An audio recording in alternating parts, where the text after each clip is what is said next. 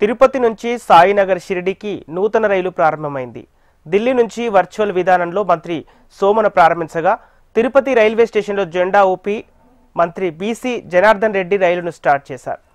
కొత్త ట్రైన్తో ఏపీ, తెలంగాణ, మహారాష్ట్రలోని ప్రయాణికులకు ప్రయోజనం ఉంటుందన్నారు.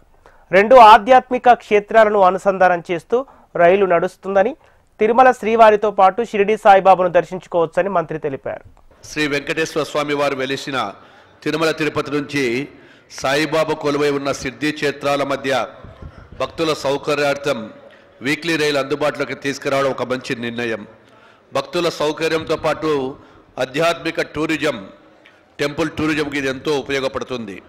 రాష్ట్రంలో రైల్వే ప్రాజెక్టులు సాధ్యమైనంత వేగంగా త్వరగతిన పూర్తి చేయాలనే ఆలోచనతో మా గౌరవ ముఖ్యమంత్రి శ్రీ చంద్రబాబు నాయుడు గారు ఎప్పటికప్పుడు రైల్వే పెండింగ్ ప్రాజెక్టులని కూడా సమీక్షలు చేస్తూ ఉన్నాము.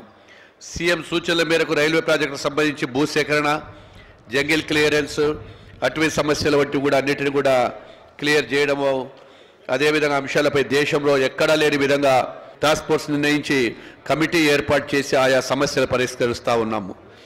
అదేవిధంగా ఈ యొక్క తిరుపతి జిల్లాకు సంబంధించి సౌత్ సెంట్రల్ రైల్వేస్లో ఎస్పూడి బైపాస్కు 522 కోట్లు, గూడూరు రేణిగుంటకు 940 కోట్లు, తిరుపతి కట్పాడికి డబల్ లైన్ 1330 కోట్లు, రేణిగుంట అరకోణం 1830 కోట్లు, గూడూరు టు గుమ్మడిపూడి లైన్లకు 2045 కోట్లు.